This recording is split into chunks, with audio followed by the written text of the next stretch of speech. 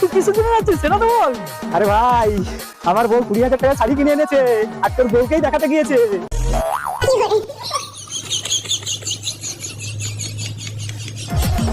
ওই তুই কিসের জন্য আসছিস? আরে এই শাড়িটা তো আমার দোকান ছাড়া কোথাও পাওয়াও যায় না।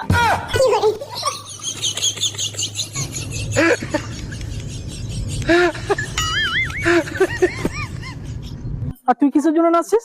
আরে মা যদি শাড়িটা কিনে তাহলে তো ওই ফাঁকে